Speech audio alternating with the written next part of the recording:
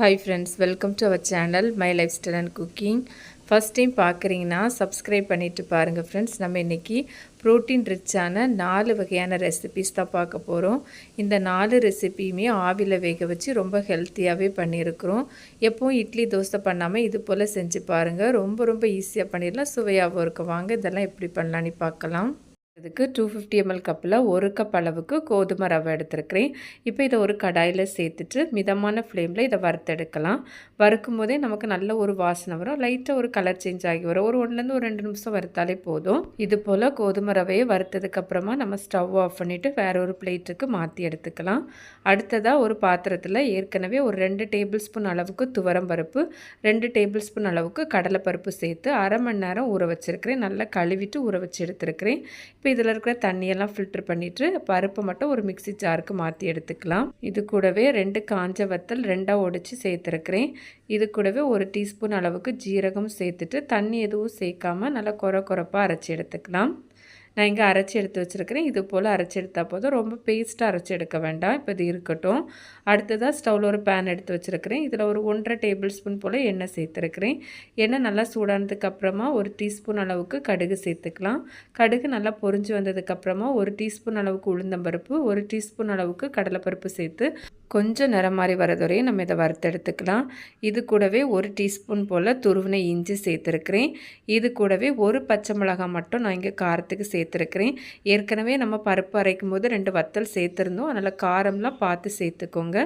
சேர்த்துட்டு இஞ்சி பச்சை மிளகாவையும் நம்ம நல்லா வதக்கி எடுத்துக்கலாம். கூடவே கொஞ்சமாக கருவேப்பிலை சின்னதாக கட் பண்ணி சேர்த்துருக்கிறேன். இது கூடவே சின்ன சைஸில் 1 கேரட்டு துருவி சேர்த்துருக்கிறேன். சேர்த்துட்டு கேரட்டை ரொம்பலாம் வதக்கணும்னு வேண்டாம், ஒரு நிமிஷம் மட்டும் நல்லா எண்ணெயில் வதக்கி எடுத்தாலே போதும். இது போல் கேரட்லாம் நல்லா வதங்கி வந்ததுக்கப்புறமா இது கூடவே நம்ம ஏற்கனவே அரைச்சி வச்சுருந்தோம்ல பருப்பு, அதை சேர்த்துக்கலாம். பருப்பை சேர்த்துட்டு சிம்மில் வச்சுட்டு நம்ம நல்லா வதக்கி எடுக்கணும். பருப்போட பச்சை வாசனைலாம் போகணும். ஒரு 2 நிமிஷம் மட்டும் நம்ம வதக்கி எடுத்தால் கரெக்டாக இருக்கும். இது போல் நல்லா வதக்கி எடுத்ததுக்கப்புறமா இது கூடவே அரை கப் அளவுக்கு ஃப்ரெஷ்ஷாக துருவின தேங்காய் துருவல் சேர்த்துட்டு ஜஸ்ட் ஒருக்கா கலந்து எடுத்தால் போதும், ரொம்ப நேரம் வதக்க வேண்டாம். இது கூடவே 2.5 கப் அளவுக்கு தண்ணி சேர்த்துக்கலாம். நம்ம 1 கப் அளவு ரவை எடுத்திருந்தோம், அதே கப்பில் 2.5 கப் அளவுக்கு தண்ணி சேர்த்துக்கலாம், கரெக்டாக இருக்கும். தண்ணி சேர்த்துட்டு இது போல் நல்லா கலந்து எடுத்துக்கலாம். இதுவரை நம்ம உப்பு சேர்க்கலை. இப்போ இதுக்கு தேவையான அளவு உப்பு இந்த டைமில் நம்ம சேர்த்துக்கலாம். சேர்த்துட்டு நல்லா ஒருக்கா இது போல் கலந்து எடுத்துக்கலாம். தண்ணி நமக்கு நல்லா கொதித்து வரதுவரையும் ஓரளவுக்கு மீடியம் டு ஹை ஃப்ளேமில் வச்சுக்கலாம். தண்ணி நல்லா இந்த மாதிரி கொதித்து வந்ததும் ஃப்ளேமை சிம்மில் வச்சுட்டு நம்ம ஏற்கனவே வறுத்து வச்சுருந்தோம்ல கோதுமை ரவை, அதை இதில் சேர்த்துக்கலாம். இது போல் ஒரு கையை வச்சு சேர்த்துட்டு மறு கையை வச்சு இது போல் நல்லா கலந்து எடுத்துக்கோங்க. இந்த மாதிரி நல்லா கலந்து வந்ததும் நம்ம இப்போ இதை மூடி வச்சிடலாம். மூடி வச்சுட்டு அப்படியே விடக்கூடாது, அப்பப்போ திறந்து விட்டு நம்ம கலந்து எடுக்கணும். இப்போ நமக்கு கோதுமை ரவெல்லாம் நல்லா வெந்து இது மாதிரி நல்ல ஒரு கெட்டியாகி வந்திருக்கு. இந்த மாதிரி ஒரு பதத்துக்கு வரும்போது நமக்கு கரெக்டாக இருக்கும். இதை நல்லா ஒருக்கா கலந்து எடுத்துட்டு ஸ்டவ் ஆஃப் பண்ணி மூடி வச்சிடலாம். இப்போ இது ரொம்ப சூடாக இருக்கும். இது நமக்கு ஓரளவுக்கு ஆறி வரட்டும். கோதுமை ரவை ரொம்ப ஆறி வரக்கூடாது.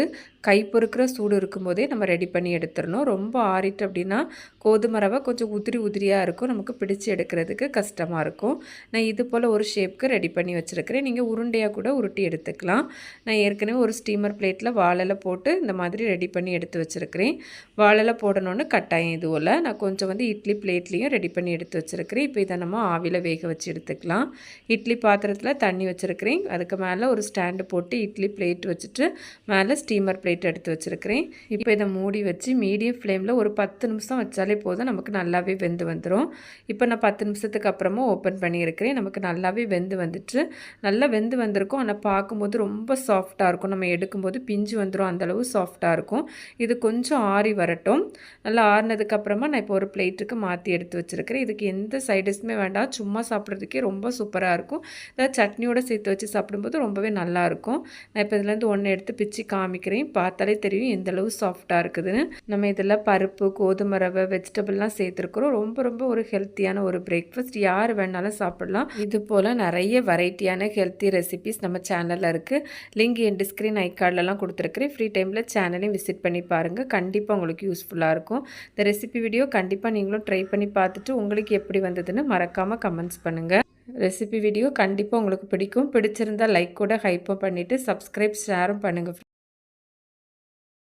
இது செய்கிறதுக்கு 250 ml கப்பில் அரை கப் அளவுக்கு பச்சரிசி எடுத்துக்கலாம். எந்த வகையான பச்சரிசியும் இந்த ரெசிபிக்கு எடுத்துக்கலாம். இது கூடவே நம்ம அரை கப் அளவுக்கு கடலைப்பருப்பு சேர்த்துக்கலாம். அரிசி பருப்பு ரெண்டுமே ஒரே அளவில் இருக்கணும். அரை கப் அளவு அரிசி எடுத்தோன்னா அரை கப் அளவு பருப்பு எடுக்கணும். உங்கள் தேவைக்கு தக்கன நீங்கள் எடுத்துக்கோங்க. இப்போ இதை 2-3 நேரம் தண்ணி சேர்த்து நல்லா கழுவிட்டு இதில் தேவையான அளவு தண்ணி சேர்த்து ஒரு 4லேருந்து ஒரு 5 மணி நேரம் ஊற வச்சிடலாம். இப்போ நமக்கு அரிசி பருப்பெல்லாம் நல்லா ஊறி வந்திருக்கு. இப்போ இதில் இருக்கிற தண்ணியை ஃபில்டர் பண்ணிவிட்டு அரிசி பருப்பு மட்டும் எடுத்துக்கலாம். இப்போ இதை மிக்ஸி ஜாருக்கு மாற்றி எடுத்துக்கலாம். அரிசி பருப்பு எல்லாத்தையும் சேர்த்ததுக்கப்புறமா இதில் 2 பச்சை மிளகாய் சேர்த்துருக்கிறேன். கூடவே ஒரு சின்ன துண்டு இஞ்சி, 1 டீஸ்பூன் அளவுக்கு ஜீரகம் சேர்த்துக்கலாம். 1 டேபிள் ஸ்பூன் அளவுக்கு எண்ணெய், எந்த வகையான சமையல் எண்ணெய் வேணாலும் நம்ம இதில் பயன்படுத்திக்கலாம். கூடவே 1 டீஸ்பூன் அளவுக்கு வெள்ளை சர்க்கரை சேர்த்துருக்கிறேன். சர்க்கரை சேர்த்து செய்யும்போது இனிப்பு புளிப்பெல்லாம் சேர்த்து நல்லாயிருக்கும் அதோட டேஸ்ட்டு. கூடவே இதுக்கு தேவையான அளவு உப்பு சேர்த்துக்கலாம். கூடவே கலருக்காக வேண்டி ஒரு 1/4 டீஸ்பூன் அளவுக்கு மஞ்சள் பொடி சேர்த்துருக்கிறேன். இது கூடவே அரை கப் அளவுக்கு தயிர் சேர்த்துக்கலாம். ரொம்ப புளிப்பான தயிர் சேர்க்க வேண்டாம். நம்ம எடுத்திருந்த அரிசி பருப்பு தயிர் இதெல்லாம் ஒரே அளவில் இருக்கணும். இப்போ இதில் தண்ணி எதுவும் சேர்க்காமல் இது போல் நல்லா பேஸ்ட்டாக அரைச்சி எடுக்கணும். உங்களுக்கு ஒருவேளை அரைக்கும்போது கொஞ்சம் கஷ்டமாக இருந்தால் கொஞ்சம் ஒரு 1-2 டேபிள் ஸ்பூன் போல் தண்ணி சேர்த்துக்கோங்க. அதுக்கு மேலே சேர்க்க வேண்டாம். இப்போ நான் இந்த அரைச்ச மாவு எல்லாத்தையும் ஒரு பாத்திரத்துக்கு மாற்றி எடுத்துருக்கிறேன். எடுத்துகிட்டு ஒரு 2 நிமிஷம் நல்லா இந்த மாதிரி விஸ்க் வச்சோ இல்லை கையை வச்சோ நல்லா கலந்து எடுத்துக்கலாம். இது போல் கலந்து எடுத்து செய்யும்போது நமக்கு அந்த ரெசிபி லைட்டாக சாஃப்டாக ஃப்ளஃபியாக கிடைக்கும். இப்போ நான் கலந்து எடுத்து வச்சுருக்கிறேன். இப்போ நம்ம இதை மூடி வச்சிடலாம். ஒரு 5 நிமிஷம் மட்டும் இருக்கட்டும். நான் இங்கே கேக் டீனில் தான் வேக வச்சு எடுக்க போகிறேன். நீங்கள் கேக் டீன் டிஃபன் பாக்ஸ் இல்லைனா பிளேட்டில் கூட வேக வச்சு எடுத்துக்கலாம். இதில் லைட்டாக அந்த மாதிரி எண்ணெய் தடவி எடுத்துக்கலாம். நம்ம ஏற்கனவே மாவு ரெடி பண்ணி மூடி வச்சுருந்தோம்ல, அதை இப்போ திறந்துடலாம். இப்போ இது கூடவே 1 டீஸ்பூன் அளவுக்கு ஈனோ சால்ட் சேர்த்துருக்கிறேன். இது ஆப்ஷனல் தான். இதுக்கு பதிலாக பேக்கிங் சோடா ஒரு அரை டீஸ்பூன் அளவுக்கு சேர்த்து கூட செய்யலாம். சேர்த்து நல்லா இது போல் கலந்து எடுத்துக்கோங்க. உங்களுக்கு ஈனோ பேக்கிங் சோடாலாம் வேண்டாம்னா இந்த மாவை ஓவர் நைட் புளிக்க வச்சுட்டு கூட நீங்கள் செஞ்சு எடுத்துக்கலாம். அதுவுமே ரொம்ப சாஃப்டாக சூப்பராக வரும். ஈனோ சேர்த்ததுக்கப்புறமா நல்லா அந்த மாவோட சேர்த்து வர மாதிரி இது போல் கலந்து எடுத்துக்கோங்க. இந்த மாதிரி கலந்து எடுத்ததுக்கப்புறமா நம்ம ஏற்கனவே கேக் டீன் ரெடி பண்ணி வச்சுருந்தோம்ல, அதில் சேர்த்துக்கலாம். நம்ம மாவு சேர்க்கும்போது நம்ம எடுத்திருக்க பாத்திரத்தில் முழுவதும் வர மாதிரி சேர்க்கக்கூடாது. ஒரு 3/4 பாகம் வர மாதிரி சேர்த்துக்கோங்க. இப்போ இதை லைட்டாக டேப் பண்ணி எடுத்துகிட்டு நம்ம இதை ஆவியில் வேக வச்சு எடுத்துக்கலாம். நான் இங்கே ஒரு இட்லி பாத்திரத்தில் தண்ணி எடுத்துருக்கிறேன். மேலே ஒரு ஸ்டாண்டு போட்டுட்டு நம்ம ரெடி பண்ணி வச்சுருக்கிற கேக் டீன் வச்சிடலாம். தண்ணி நல்லா கொதிச்சதுக்கப்புறமா தான் வைக்கணும். இப்போ இதை மூடி வச்சு மீடியம் ஃப்ளேமில் ஒரு 10லேருந்து ஒரு 12 நிமிஷம் வச்சு எடுத்துக்கலாம். 12 நிமிஷத்துக்கு அப்புறமா நான் இங்கே ஓப்பன் பண்ணியிருக்கிறேன். இந்த மாதிரி கத்தி ஏதாவது இன்சர்ட் பண்ணி பாருங்கள். ஒட்டாமல் வந்ததுன்னா நமக்கு நல்லாவே வெந்து வந்திருக்கு. இப்போ நம்ம இதை வெளியே எடுத்து ஆற வச்சிடலாம். நல்லா ஆறுனதுக்கப்புறமா இந்த மாதிரி ஓரங்களை கத்தியை வச்சு எடுத்து விட்டுட்டு ஒரு பிளேட்டில் இந்த மாதிரி கமத்தி எடுத்துக்கலாம். உங்களுக்கு பார்த்தாலே தெரியும் நல்லா சாஃப்டாக நல்லா ஸ்பாஞ்சியாக வந்திருக்கு. இப்போ இதை நம்ம கட் பண்ணி எடுத்துக்கலாம். என்ன ஷேப் வேணுமோ அந்த மாதிரி கட் பண்ணி எடுத்துக்கலாம். எந்த அளவு ஸ்பாஞ்சியாக இருக்குதுன்னு பார்த்தாலே தெரியும். செம்ம சாஃப்டாக ரொம்ப சூப்பராக இருக்கும், டிஃப்ரெண்ட்டாக இருக்கும். இப்போ இது இருக்கட்டும். அடுத்ததாக ஸ்டவ்வில் ஒரு கடாய் எடுத்து வச்சுருக்கிறேன். இதில் ஒரு டேபிள் ஸ்பூன் போல் எண்ணெய் சேர்த்துக்கலாம். எண்ணெய் நல்லா சூடானதுக்கப்புறமா இதில் 1 டீஸ்பூன் அளவுக்கு கடுகு சேர்த்துருக்கிறேன். கடுகு நல்லா பொரிஞ்சதுக்கப்புறமா ஒரு பச்சை மிளகாய் அதை விதையை எடுத்துகிட்டு நீல வாக்கில் கட் பண்ணி சேர்த்துருக்கிறேன். சேர்த்துட்டு அந்த எண்ணெயிலே நல்லா வதக்கி எடுத்துக்கலாம். அடுத்ததாக இது கூடவே கொஞ்சமாக காயப்பொடி ஒரு 1/4 டீஸ்பூன் போல் சேர்த்துருக்கிறேன். கூடவே கொஞ்சமாக கருவேப்பிலையும் சேர்த்துக்கலாம். இதெல்லாம் சேர்த்து நல்லா தாளித்து பொரிஞ்சு வந்ததுக்கப்புறமா ஸ்டவ் ஆஃப் பண்ணிடலாம். ஸ்டவ் ஆஃப் பண்ணதுக்கப்புறமா ஒரு எலுமிச்சப்பழம் அதோட விதையை எடுத்துகிட்டு சாறை மட்டும் நான் இதில் புழிஞ்சு சேர்த்துருக்கிறேன். எலுமிச்சப்பழச்சாறு சேர்த்ததுக்கப்புறமா இதை நல்லா ஒருக்கா இது போல் கலந்து எடுத்துக்கோங்க. இது போல் நல்லா கலந்து எடுத்ததுக்கப்புறமா நம்ம ஏற்கனவே ரெடி பண்ணி வெட்டி வச்சுருந்தோம்ல, அதுக்கு மேலே இது போல் சேர்த்துக்கலாம். நல்ல ஜூஸியாக நல்ல சாஃப்டாக இருக்கும். நம்ம இன்றைக்கி டோக்லா அரிசி பருப்பு வச்சு செஞ்சுருக்கோம். ரொம்ப டிஃப்ரெண்ட்டாக இருக்கும், நல்ல டேஸ்ட்டாக இருக்கும். ஃப்ரெண்ட்ஸ் கண்டிப்பாக ட்ரை பண்ணி பாருங்கள். கடலை மாவு வச்சு பண்ணுவோம், இது கொஞ்சம் டிஃப்ரெண்ட்டாக இருக்கும், நல்லாவும் இருக்கும். கண்டிப்பாக அந்த ரெசிபியை ட்ரை பண்ணி பாருங்கள். நான் இப்போ இதுலேருந்து ஒன்று எடுத்து காமிக்கிறேன் எந்த அளவு சாஃப்டாக நல்லா ஜூஸியாக இருக்குதுன்னு. கண்டிப்பாக அந்த ரெசிபியை ட்ரை பண்ணி பாருங்கள். இது போல் நிறைய வெரைட்டியான ரெசிபி நம்ம சேனலில் இருக்குது. லிங்க் எண்டு ஸ்க்ரீன் ஐகார்ட்லலாம் கொடுத்துருக்குறேன். ஃப்ரீ டைமில் சேனலையும் விசிட் பண்ணி பாருங்கள். கண்டிப்பாக உங்களுக்கு யூஸ்ஃபுல்லாக இருக்கும். இந்த ரெசிபி வீடியோ கண்டிப்பாக உங்களுக்கு பிடிக்கும். பிடிச்சிருந்தால் லைக்கோட ஹைப்பும் பண்ணிவிட்டு சப்ஸ்கிரைப் ஷேரும் பண்ணுங்கள் ஃப்ரெண்ட்ஸ். இது செய்கிறதுக்கு 1/4 கப் அளவுக்கு பாசிப்பருப்பு எடுத்துருக்கிறேன். இப்போ இதை ஒரு பாத்திரத்தில் சேர்த்துட்டு ஒரு 2-3 நேரம் தண்ணி சேர்த்து கழுவி எடுத்துக்கலாம். இது கூடவே தேவையான அளவு தண்ணி சேர்த்து ஒரு 15லேருந்து ஒரு 20 நிமிஷம் மட்டும் ஊற வச்சாலே போதும். இப்போ நமக்கு பருப்பு நல்லா ஊறி வந்துட்டு இப்போ அதில் இருக்கிற தண்ணியை வடிகட்டிட்டு பருப்பை மட்டும் மிக்ஸி ஜாருக்கு மாற்றி எடுத்துருக்கிறேன். இது கூடவே 2 காஞ்ச வத்தல் சேர்த்துக்கலாம். கூடவே ஒரு 1/4 டீஸ்பூன் அளவுக்கு ஜீரகம் சேர்த்துட்டு நம்ம இதில் தண்ணியெலாம் எதுவும் சேர்க்கக்கூடாது. சேர்க்காமல் இதை நல்லா கொரப்பாக அரைச்சி எடுத்துக்கலாம். பல்ஸ் மோடில் இது போல் அரைச்சி எடுத்துக்கோங்க. 1-2 பருப்பு அரைப்படாமல் இருந்தால் கூட குழப்பம் இல்லை. ஆனால் பேஸ்ட்டாக அரைச்சி எடுக்கக்கூடாது. இது போல் அரைச்சிட்டு இப்போ நம்ம இதை மாற்றி வச்சிடலாம். அடுத்ததாக ஸ்டவ்வில் ஒரு பேன் எடுத்து வச்சுருக்கிறேன். இதில் ஒரு டேபிள் ஸ்பூன் போல் எண்ணெய் சேர்த்துக்கலாம். எண்ணெய் நல்லா சூடாகி வந்ததும் கடுகு சேர்த்துக்கலாம். கடுகு நல்லா பொரிஞ்சு வந்ததும் 1 டேபிள் ஸ்பூன் போல் கடலைப்பருப்பு கூடவே 1 டேபிள் ஸ்பூன் போல் உளுந்து பருப்பு சேர்த்துருக்கிறேன். சேர்த்துட்டு இந்த பருப்பெல்லாம் லைட்டாக ஒரு நிறம் மாதிரி வரதுவரையும் நம்ம இதை வறுத்தெடுத்துக்கலாம். இப்போ இது கூடவே கொஞ்சமாக கருவேப்பிலையும் சேர்த்துக்கலாம். கருவேப்பிலை நல்லா பொரிஞ்சு வந்ததும் இது கூடவே ஒரு 1/2 டேபிள் ஸ்பூன் போல் இஞ்சி சின்னதாக நறுக்கி சேர்த்துருக்கிறேன். கூடவே ஒரு பச்சை மிளகாய் சேர்த்துருக்கிறேன். நம்ம ஏற்கனவே பருப்பு அரைக்கும் போது வத்தல் சேர்த்துருக்குறோம். இப்போ உங்களுக்கு காரத்துக்கு தக்கன நீங்கள் சேர்த்துக்கோங்க. சேர்த்து இது போல் நல்லா வதக்கி எடுத்துக்கலாம். அடுத்ததாக இது கூடவே மீடியம் சைஸில் ஒரு கேரட் துருவி எடுத்து வச்சுருக்கிறேன். 1/2 கப் அளவுக்கு இருக்குது. இதையும் சேர்த்து நம்ம வதக்கி எடுத்துக்கலாம். கேரட்லாம் ரொம்ப வதங்கி வர வேண்டாம். லைட்டாக வதக்கி எடுத்தாலே போதும். ஒரு நிமிஷம் வதக்கி எடுத்தாலே போதும். இப்போ இது கூடவே நம்ம ஏற்கனவே பருப்பு அரைச்சி வச்சுருந்தோம்ல, பருப்பு வத்தெல்லாம் சேர்த்து அதை இதில் சேர்த்துக்கலாம். முழுவதுமாகவே சேர்த்துட்டு நம்ம சேர்த்துருக்கிற அந்த பருப்போட பச்சை வாசனை போகிற மாதிரி இது போல் நல்லா வதக்கி எடுத்துக்கலாம். ஒரு 2 நிமிஷம் வதக்கி எடுத்தாலே போதும். இது போல் அந்த பருப்பு நல்லா வதங்கி நல்லா சேர்ந்து வந்ததும் இது கூடவே 1/2 கப் அளவுக்கு தேங்காய் துருவல் சேர்த்துக்கலாம். நல்லா ஃப்ரெஷ்ஷாக துருவின தேங்காய் துருவலாக சேர்த்துக்கோங்க. சேர்த்துட்டு நல்லா கலந்து எடுத்துக்கலாம். தேங்காய் துருவெல்லாம் ரொம்ப வதங்கி வர வேண்டாம். நல்லா ஒருக்க கலந்து வந்தாலே போதும். இப்போ இது கூடவே கடைசியாக கொஞ்சமாக மல்லி இலையும் சேர்த்து கலந்து எடுத்துருக்கிறேன். இது போல் எல்லாம் நல்லா சேர்ந்து வந்ததும் இது கூடவே நம்ம தண்ணி சேர்த்துக்கலாம். 1/2 கப் அளவுக்கு தண்ணி சேர்த்துருக்கிறேன். சேர்த்துட்டு இப்போ இதை நம்ம நல்லா கலந்து எடுத்துக்கலாம். எல்லாம் நல்லா சேர்ந்து வர மாதிரி நல்லா கலந்து எடுத்துட்டு நமக்கு இதுக்கு தேவையான அளவு உப்பு சேர்த்துக்கலாம். இப்போ நமக்கு தண்ணி நல்லா கொதித்து வரணும். அது வரையும் ஓரளவு மீடியம் டு ஹை ஃப்ளேமில் வச்சுக்கலாம்.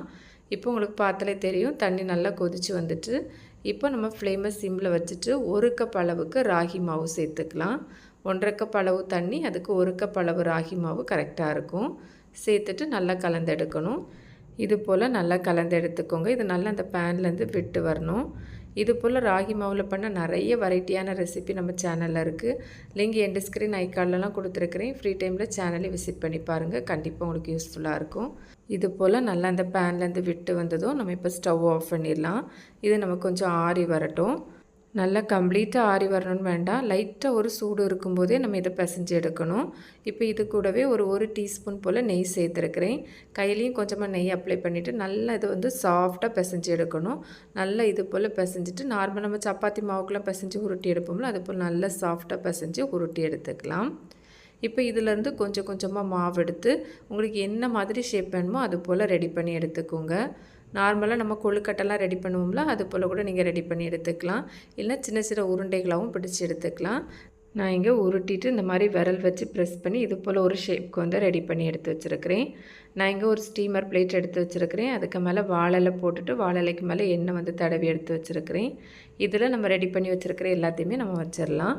வாழையில் போடணுன்னு கட்டாயம் எதுவும் இல்லை. ஸ்டீமர் பிளேட்டில் இட்லி பிளேட்லேயும் நான் ரெடி பண்ணி எடுத்து வச்சுருக்கிறேன். நீங்கள் ஏதாவது ஒரு பிளேட்டில் கூட ரெடி பண்ணி எடுத்து வச்சுக்கலாம். இப்போ நம்ம இதை ஆவியில் வேக வச்சு எடுத்துக்கலாம். நாங்கள் இட்லி பாத்திரத்தில் தண்ணி வச்சுருக்கிறேன். அதுக்கு மேலே ஸ்டாண்டு போட்டு இட்லி பிளேட் எடுத்து வச்சுருக்கிறேன். இப்போ இதுக்கு மேலே ஸ்டீமர் பிளேட் எடுத்து வச்சுருக்கிறேன். எல்லாத்தையும் ஒரே பிளேட்டில் கூட நீங்கள் வச்சு எடுத்துக்கலாம். இப்போ நம்ம இதை மூடி வச்சுட்டு ஓரளவு மீடியம் டு ஹை ஃப்ளேமில் ஒரு 10லேருந்து ஒரு 15 நிமிஷம் வேக வச்சு எடுத்துக்கலாம். இப்போ நமக்கு நல்லாவே வெந்து வந்துட்டு நல்லா வெந்து வந்ததும் நமக்கு பார்த்தாலே தெரியும் நல்லா ஷைனிங்காக இருக்கும். இப்போ இது கொஞ்சம் ஆறி வரட்டும். இப்போ நான் ஒரு பிளேட்டுக்கு எடுத்து மாற்றி வச்சுருக்கிறேன். உங்களுக்கு பார்த்தாலே தெரியும் நல்ல சாஃப்டாக ஒரு சூப்பரான ஒரு ஹெல்த்தியான பிரேக்ஃபாஸ்ட். நான் இப்போ இதுலேருந்து ஒன்று எடுத்து உங்களுக்கு பிச்சு காமிக்கிறேன். உங்களுக்கு பார்த்தாலே தெரியும் எந்த அளவு சாஃப்டாக இருக்குதுன்னு. ரொம்ப ரொம்ப சுவையாகவும் இருக்கும். எப்பவும் இட்லி தோசைன்னு செய்யாமல் கண்டிப்பாக இது போல் ட்ரை பண்ணி பாருங்கள். கண்டிப்பாக திரும்ப திரும்ப செய்வீங்க. அந்த அளவுக்கு ரொம்ப சுவையாக இருக்கும். நீங்களும் இந்த ரெசிபியை ட்ரை பண்ணி பார்த்துட்டு உங்களுக்கு எப்படி வந்ததுன்னு மறக்காமல் கமெண்ட்ஸ் பண்ணுங்கள். ரெசிபி வீடியோ கண்டிப்பாக உங்களுக்கு பிடிக்கும். பிடிச்சிருந்தால் லைக்கோட ஹைப்பும் பண்ணிவிட்டு சப்ஸ்கிரைப் ஷேரும் பண்ணுங்கள் ஃப்ரெண்ட்ஸ்.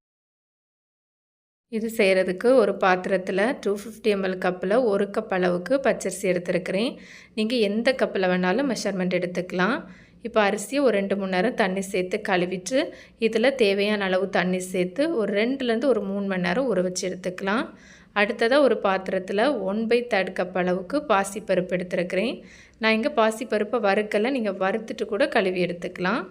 இதையும் அதே போல் தண்ணி சேர்த்து கழுவிட்டு ஒரு 2லேருந்து ஒரு 3 மணி நேரம் ஊற வச்சு எடுத்துக்கலாம்.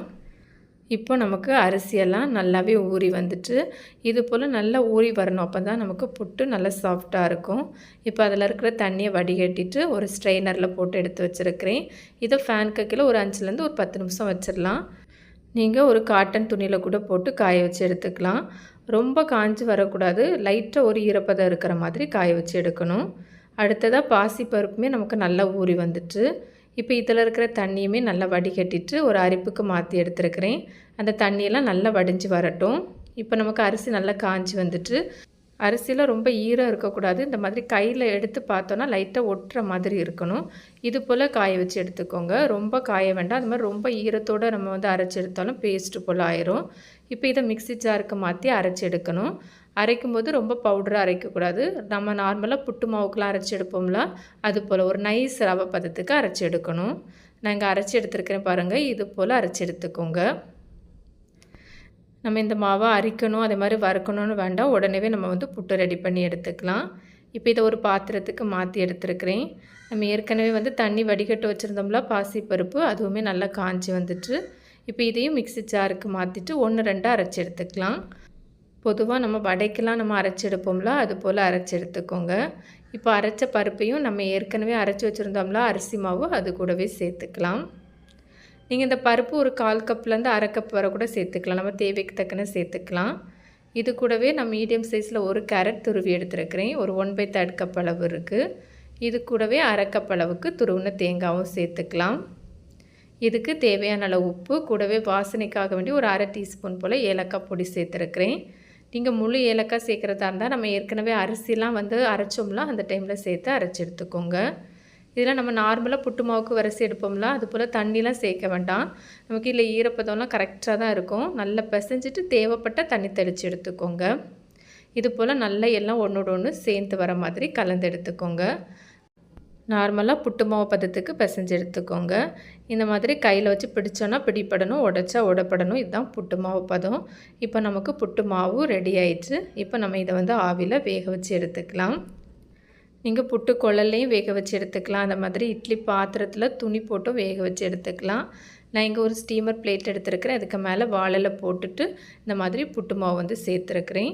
புட்டு மாவு சேர்க்கும்போது ரொம்ப அழுத்தி சேர்க்கக்கூடாது. இந்த மாதிரி மேலாட்ட இந்த மாதிரி தூவி எடுத்துக்கோங்க. நான் இங்கே இட்லி பாத்திரம் தான் எடுத்துருக்கிறேன். தண்ணியை நல்லா சூடானதுக்கு அப்புறமா இந்த பிளேட்டை வந்து வச்சுருக்கிறேன்.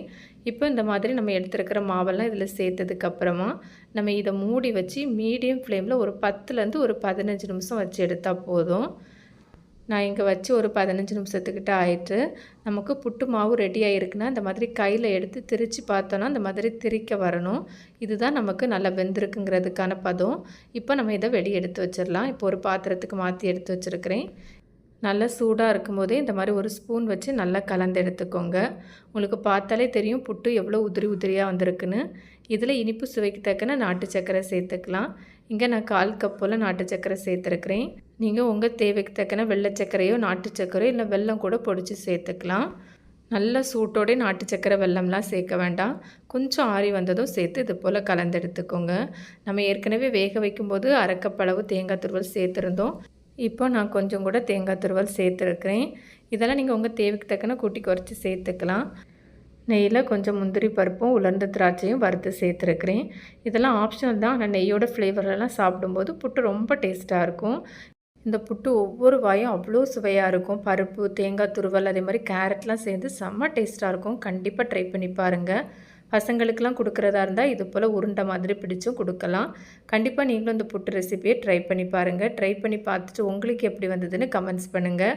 ரெசிபி வீடியோ கண்டிப்பாக உங்களுக்கு பிடிக்கும். பிடிச்சிருந்தால் லைக்கோட ஹைப்பும் பண்ணிவிட்டு சப்ஸ்கிரைப் ஷேரும் பண்ணுங்கள் ஃப்ரெண்ட்ஸ். தேங்க்ஸ் ஃபார் வாட்சிங். பை.